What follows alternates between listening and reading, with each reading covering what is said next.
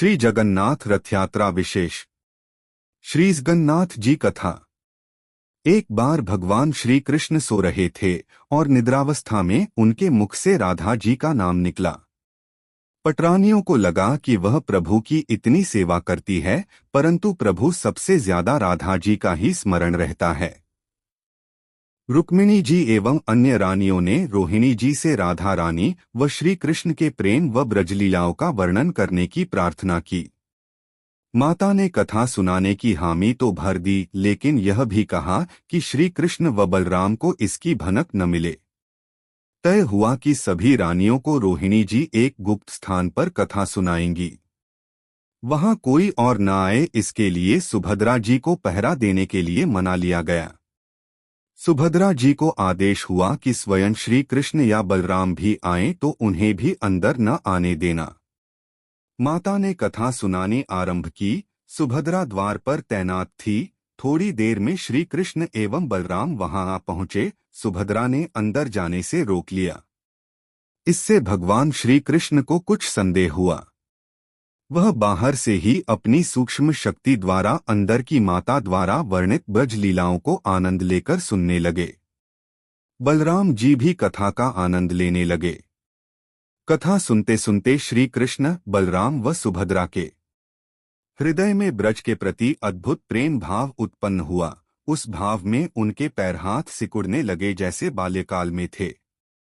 तीनों राधा जी की कथा में ऐसे विभोर हुए कि मूर्ति के समान जड़ प्रतीत होने लगे। बड़े ध्यान पूर्वक देखने पर भी उनके हाथ पैर दिखाई नहीं देते थे। सुदर्शन ने भी द्रवित होकर लंबा रूप धारण कर लिया। उसी समय देवमुनि नारद वहां आ पहुंचे। भगवान के इस रूप को देखकर आश्चर्यचकित हो गए और निहारते रहे। कुछ समय बाद जब तंद्रा भंग हुई तो नारद जी ने प्रणाम करके भगवान श्री कृष्ण से कहा, हे प्रभु, मेरी इच्छा है कि मैंने आज जो रूप देखा है वह रूप आपके भक्त जनों को पृथ्वी लोक पर चिरकाल तक देखने को मिले। आप इस रूप में पृथ्वी पर वास करें। भगवान श्री कृष्ण नारद जी की बात से प्रसन्न हुए और उन्होंने कहा कि ऐसा ही होगा। कलिकाल में मैं इसी रूप में नीलांचल क्षेत्र में अपना स्वरूप प्रकट करूंगा। कलयुग आगमन के उपरांत प्रभु की प्रेरणा से मालवराज इंद्रद्युम्न ने भगवान श्री कृष्ण, बलभद्र जी और बहन सुभद्रा जी की ऐसी ही प्रतिमा जगन्नाथ मंदिर में स्थापित कराई। राजा इंद्रद्युम्न श्रेष्ठ प्रजापालक राजा थे। प्रजा उन्हें बहुत प्रेम करती थी। प्रजा सुखी और संतुष्ट थी। राजा के मन में इच्छा थी कि वह कुछ ऐसा करे जिससे सभी उन्हें स्मरण रखें। दैवयोग से इंद्रद्युम्न के मन में एक अज्ञात कामना प्रकट हुई कि वह ऐसा मंदिर का निर्माण कराएं जैसा दुनिया में कहीं और न हो। इंद्रद्युम्न विचारने लगे कि आखिर उनके मंदिर में किस देवता की मूर्ति स्थापित करें। राजा के मन में यही इच्छा और चिंतन चलने लगा। एक रात इसी पर गंभीर चिंतन करते सो गए। नींद में राजा ने एक सपना देखा। सपने में उन्हें एक देववाणी सुनाई पड़ी। इंद्रद्युम्न ने सुना, राजा, तुम पहले नए मंदिर का निर्माण आरंभ करो। मूर्ति विग्रह की चिंता छोड़ दो। उचित समय आने पर तुम्हें स्वयं राह दिखाई पड़ेगी। राजा नींद से जाग उठे। सुबह होते ही उन्होंने अपने मंत्रियों को सपने की बात बताई।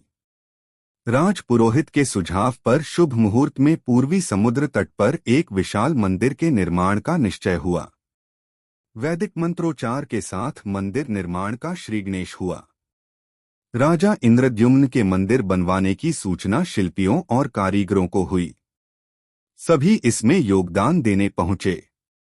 दिन रात मंदिर के निर्माण में जुट गए। कुछ ही वर्षों में मंदिर बनकर तैयार हुआ। सागर तट पर एक विशाल मंदिर का निर्माण तो हो गया, परंतु मंदिर के भीतर भगवान की मूर्ति की समस्या जस की तस थी। राजा फिर से चिंतित होने लगे। एक दिन मंदिर के गर्भगृह में बैठकर इसी चिंतन में बैठे राजा की आंखों से आंसू निकल आए।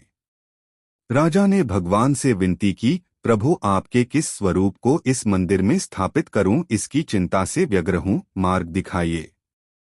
आपने स्वप्न में जो संकेत दिया था उसे पूरा होने का समय कब आएगा? देव विग्रह विहीन मंदिर देख सभी मुझ पर हंसेंगे।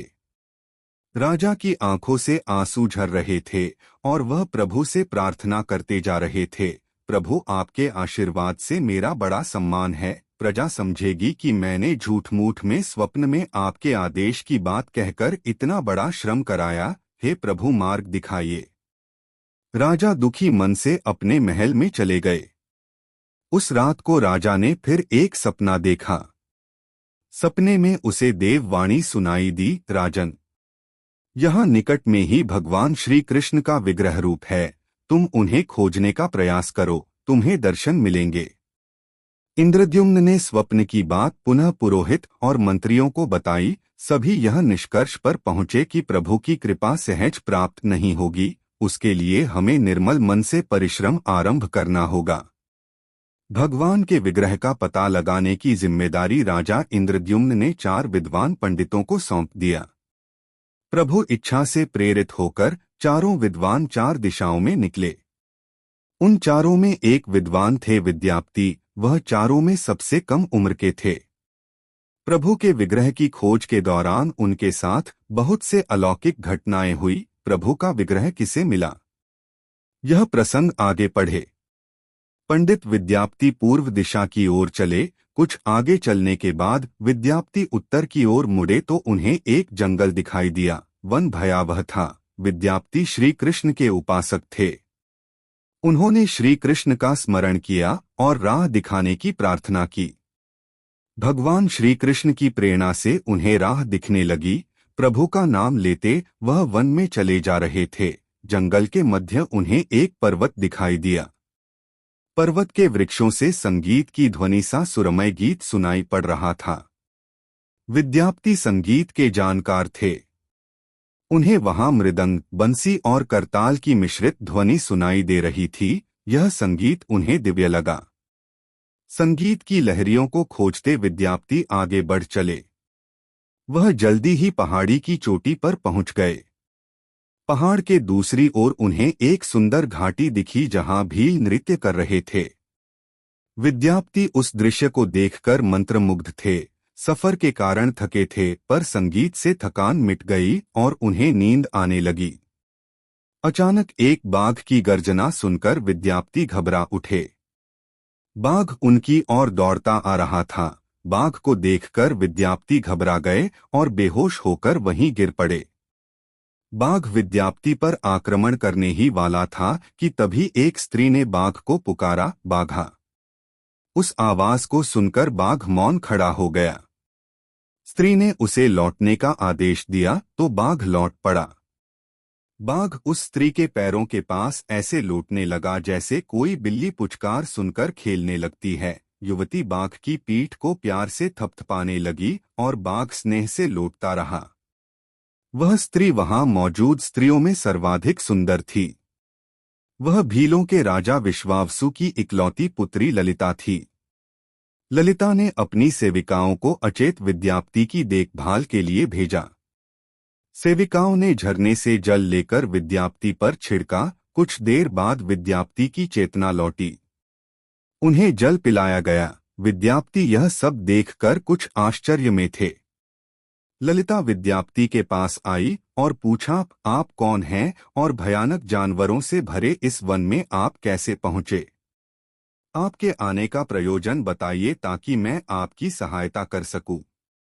विद्यापति के मन से बाघ का भय पूरी तरह गया नहीं था। ललिता ने यह बात भांप ली और उन्हें सांत्वना देते हुए कहा, विप्रवर आप मेरे साथ चलें। जब आप स्वस्थ हों तब अपने लक्ष्य की ओर प्रस्थान करें। विद्यापति ललिता के पीछे पीछे उनकी बस्ती की तरफ चल दिए। विद्यापति भीलों के पाजा विश्वावसु से मिले और उन्हें अपना परिचय दिया। विश्वावसु विद्यापति जैसे विद्वान से मिलकर बड़े प्रसन्नता हुए। विश्वावसु के अनुरोध पर विद्यापति कुछ दिन वहां अतिथि बनकर रुके। वह भीलों को धर्म और ज्ञान का उपदेश देने लगे। उनके उपदेशों को विश्वावसु तथा ललिता बड़ी रुचि के साथ सुनते थे।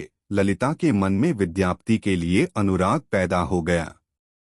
विद्यापति ने भी भांप लिया कि ललिता जैसी सुंदरी को उनसे प्रेम हो गया है, किंतु विद्यापति एक बड़े कार्य के लिए निकले थे।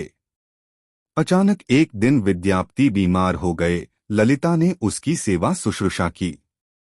इससे विद्यापति के मन में भी ललिता के प्रति प्रेम भाव पैदा हो गया। विश्वावसु ने प्रस्ताव रखा कि विद्यापति ललिता से विवाह कर ले। विद्यापति ने इसे स्वीकार कर लिया। कुछ दिन दोनों के सुखमय बीते। ललिता से विवाह करके विद्यापति प्रसन्न तो था, पर जिस महत्वपूर्ण कार्य के लिए वह आए थे वह अधूरा था। यही चिंता उन्हें बार बार सताती थी। इस बीच विद्यापति को एक विशेष बात पता चली। विश्वावसु हर रोज सवेरे उठकर कहीं चला जाता था और सूर्योदय के बाद ही लौटता था। कितनी भी विकट स्थिति हो, उसका यह नियम कभी नहीं टूटता था।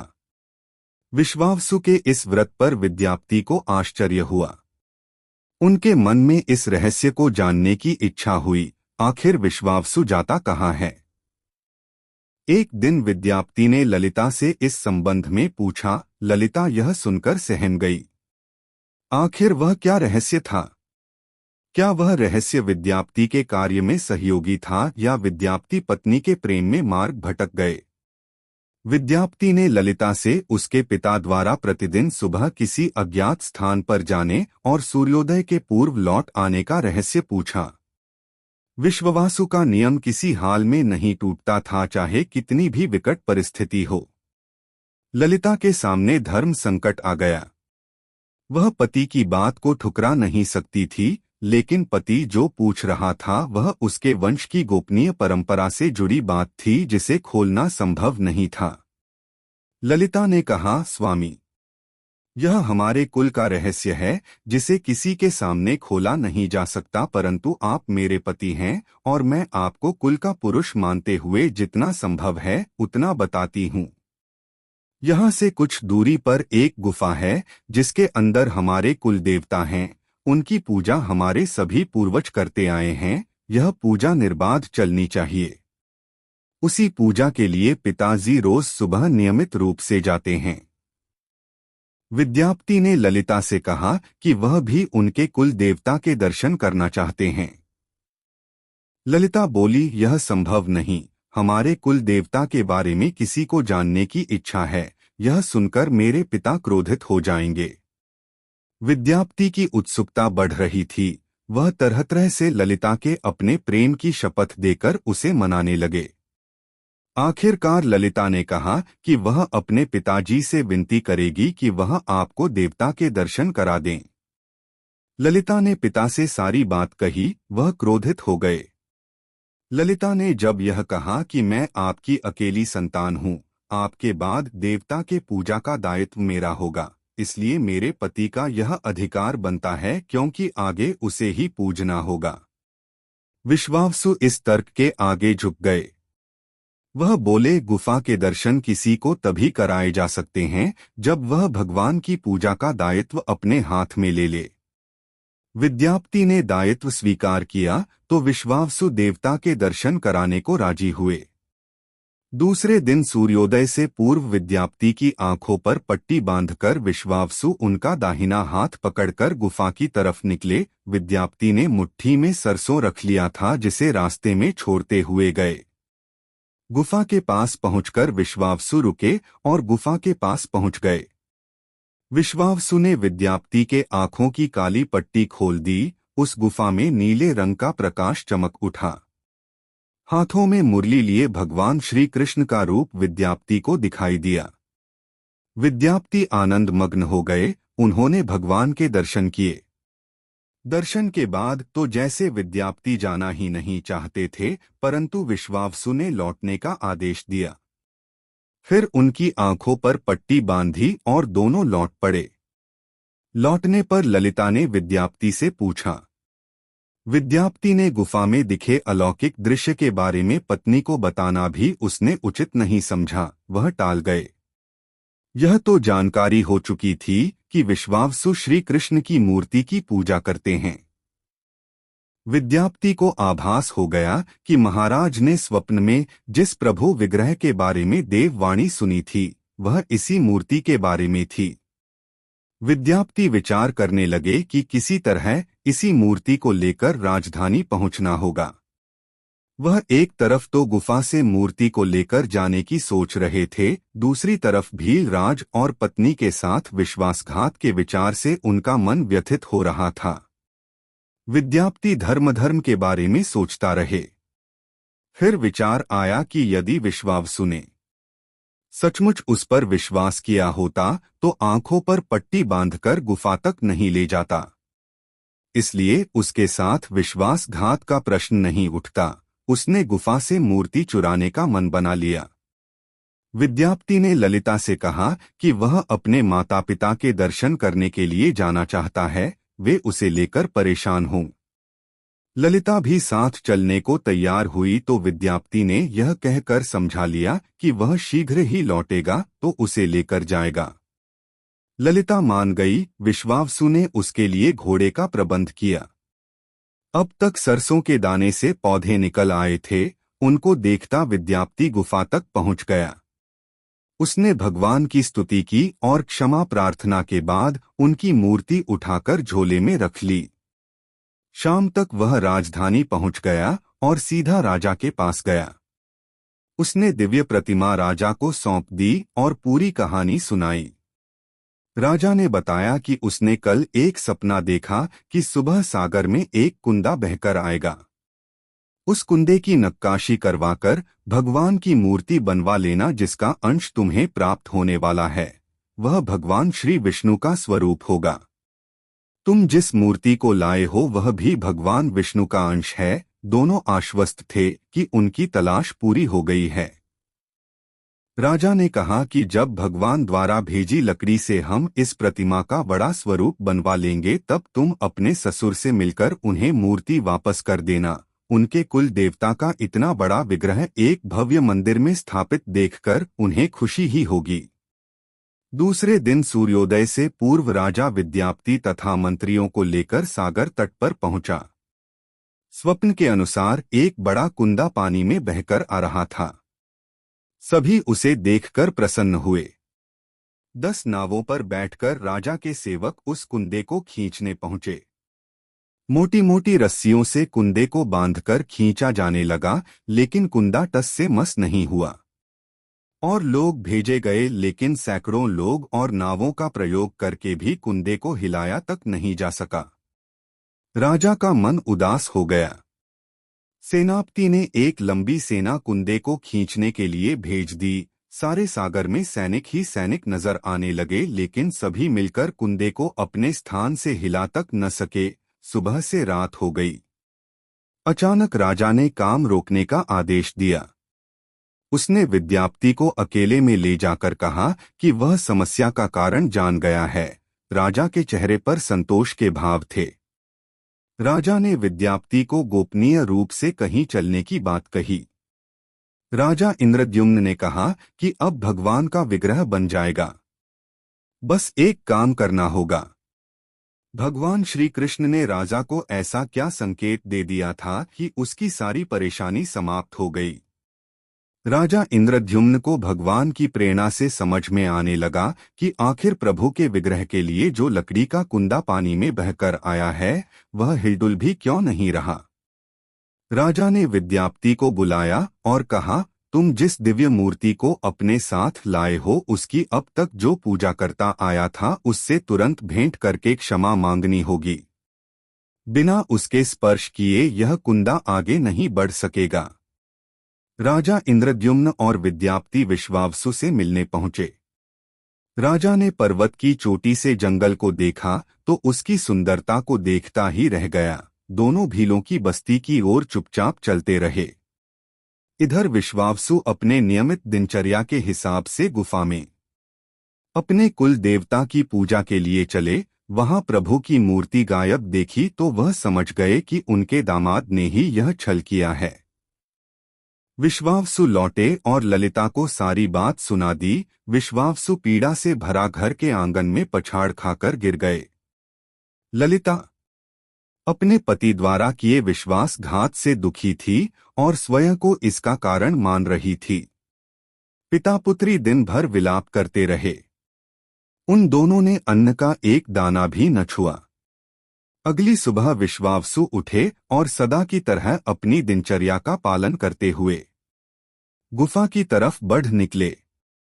वह जानते थे कि प्रभु का विग्रह वहां नहीं है, फिर भी उनके पैर गुफा की ओर खींचे चले जाते थे। विश्वावसु के पीछे ललिता और रिश्तेदार भी चले। विश्वावसु गुफा के भीतर पहुंचे, जहां भगवान की मूर्ति होती थी। उस चट्टान के पास खड़े होकर हाथ जोड़कर खड़े रहे, फिर उस ऊंची चट्टान पर गिर गए और बिलख बिलख कर रोने लगे। उनके पीछे प्रजा भी रो रही थी। उसी समय एक भी युवक भागता हुआ गुफा के पास आया और बताया कि उसने महाराज और उनके साथ विद्यापति को बस्ती की ओर से आते देखा है। यह सुनकर सब चौंक उठे। विश्वावसु राजा के स्वागत में गुफा से बाहर आए, लेकिन उनकी आंखों में आंसू थे। राजा इंद्रद्युमन विश्वावसु के पास आए और उन्हें अपने हृदय से लगा लिया। राजा बोले, भीलराज, तुम्हारे कुल देवता की प्रतिमा का चोर तुम्हारा दामाद नहीं, मैं हूँ। उसने तो अपने महाराज के आदेश का पालन किया। यह सुनकर सब चौंक उठे। विश्वावसु ने राजा को आसन दिया। राजा ने उस विश्वावसु को शुरू से अंत तक पूरी बात बताकर कहा कि आखिर क्यों यह सब करना पड़ा। फिर राजा ने उनसे अपने स्वप्न और फिर जगन्नाथपुरी में सागर तट पर मंदिर निर्माण की बात कह सुनाई। राजा ने विश्वावसु से प्रार्थना की, भील सरदार विश्वावसु, कई पीढ़ियों से आपके वंश के लोग भगवान की मूर्ति को पूजते आए हैं। भगवान के उस विग्रह के दर्शन सभी को मिले, इसके लिए आपकी सहायता चाहिए। ईश्वर द्वारा भेजे गए लकड़ी के कुंदे से बनी मूर्ति के भीतर हम इस दिव्य मूर्ति को सुरक्षित रखना चाहते हैं। अपने कुल की प्रतिमा को पुरी के मंदिर में स्थापित करने की अनुमति दो। उस कुंदे को तुम स्पर्श करोगे तभी वह हिलेगा। विश्वावसु राजी हो गए। राजा सपरिवार विश्वावसु को लेकर सागर तट पर पहुंचे। विश्वावसु ने कुंदे को छुआ। छूते ही कुंदा अपने आप तैरता हुआ किनारे पर आ लगा। राजा के सेवकों ने उस कुंदे को राजमहल में पहुंचा दिया। अगले दिन मूर्तिकारों और शिल्पियों को राजा ने बुलाकर मंत्रणा की कि आखिर इस कुंदे से कौन सी देवमूर्ति बनाना शुभदायक होगा। मूर्तिकारों ने कह दिया कि वे पत्थर की मूर्तियां बनाना तो जानते हैं, लेकिन लकड़ी की मूर्ति बनाने का उन्हें ज्ञान नहीं। एक नए विघ्न के पैदा होने से राजा फिर चिंतित हो गए। उसी समय वहां एक बूढ़ा आया। उसने राजा से कहा, इस मंदिर में आप भगवान श्री कृष्ण को उनके भाई बलभद्र तथा बहन सुभद्रा के साथ विराजमान करें। इस दैवयोग का यही संकेत है। राजा को उस बूढ़े व्यक्ति की बात से सांत्वना तो मिली, लेकिन समस्या यह थी कि आखिर मूर्ति बने कैसे। उस बूढ़े ने कहा कि मैं इस कला में कुशल हूँ। मैं इस पवित्र कार्य को पूरा करूंगा और मूर्तियां बनाऊंगा, पर मेरी एक शर्त है। राजा प्रसन्न हो गए और उनकी शर्त पूछी। बूढ़े शिल्पी ने कहा, मैं भगवान की मूर्ति निर्माण का काम एकांत में करूंगा और मैं यह काम बंद कमरे में करूंगा। कार्य पूरा करने के बाद मैं स्वयं दरवाजा खोलकर बाहर आऊंगा। इस बीच कोई मुझे नहीं बुलाए। राजा सहमत तो थे, लेकिन उन्हें एक चिंता हुई और बोले, यदि कोई आपके पास नहीं आएगा तो ऐसी हालत में आपके खाने पीने की व्यवस्था कैसे होगी। शिल्पी ने कहा, जब तक मेरा काम पूर्ण नहीं होता मैं कुछ खाता पीता नहीं हूँ। राज मंदिर के एक विशाल कक्ष में उस बूढ़े शिल्पी ने स्वयं को 21 दिनों के लिए बंद कर लिया और काम शुरू कर दिया। भीतर से आवाजें आती थीं। महारानी गुंडीचा देवी दरवाजे से कान लगाकर अक्सर छेनी हथौड़े के चलने की आवाजें सुना करती थीं। महारानी रोज की तरह कमरे के दरवाजे से कान लगाए खड़ी थीं। 15 दिन बीते थे कि उन्हें कमरे से आवाज सुनाई पड़नी बंद हो गई। जब मूर्तिकार के काम करने की कोई आवाज न मिली तो रानी चिंतित हो गईं। उन्हें लगा कि वृद्ध आदमी है, खाता पीता भी नहीं, कहीं उसके साथ कुछ अनिष्ट न हो गया हो। व्याकुल होकर रानी ने दरवाजे को धक्का देकर खोला और भीतर झांककर देखा। महारानी गुंडीचा देवी ने इस तरह मूर्तिकार को दिया हुआ वचन भंग कर दिया था। मूर्तिकार अभी मूर्तियां बना रहा था, परंतु रानी को देखते ही वह अदृश्य हो गए।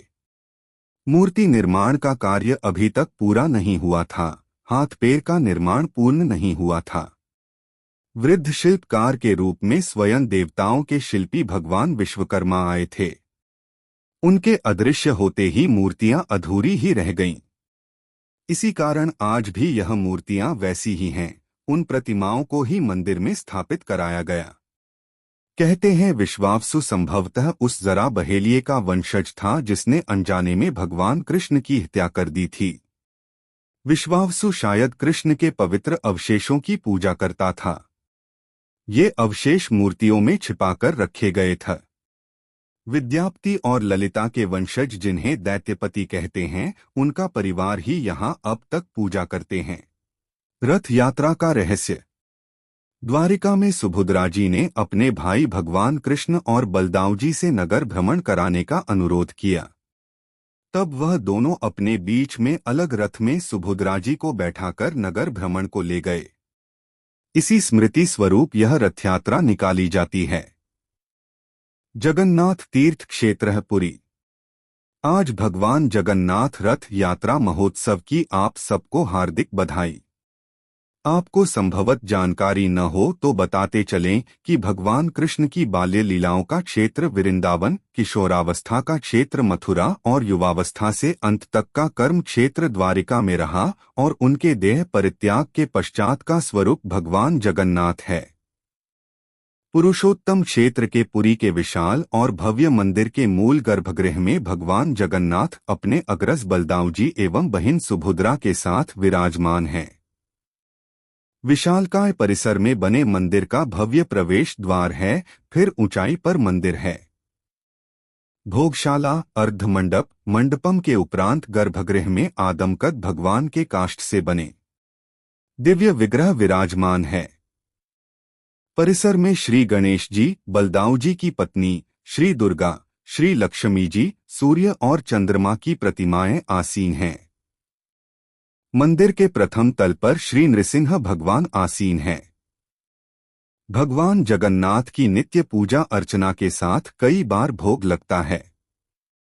इसके लिए आधे नगर के बराबर रसोई है, जिसमें तरह तरह के पकवान बनते रहते हैं और रोज हजारों परिवार और तीर्थयात्री यही प्रसाद ग्रहण करते हैं। रसोई में रोज मिट्टी के नए बर्तन और एक कूप का पानी ही उपयोग में लाया जाता। यह रसोई अपने आप में अजूबा है। भगवान जगन्नाथ को विशेष मुहूर्त में नहलाया जाता है। स्नान के बाद वह बीमार न हो जाए इसके पट बंद कर दिए जाते हैं। कुछ समय के लिए मंदिर के कपाट बंद कर दिए जाते हैं। तब भगवान अलारनाथ के मंदिर में स्थित श्री विग्रह के दर्शन की मान्यता है। प्रति वर्ष जगन्नाथ रथ यात्रा का उत्सव मनाया जाता है। विशालकाय रथ में सवार भगवान अपनी बहन और भाई के साथ 3 किमी दूर स्थित अपनी मासी के घर गुलीचा मंदिर में रहने जाते हैं। पुरी में आचार्य शंकर द्वारा स्थापित गोवर्धन पीठ है। पुरी सुंदर शहर है।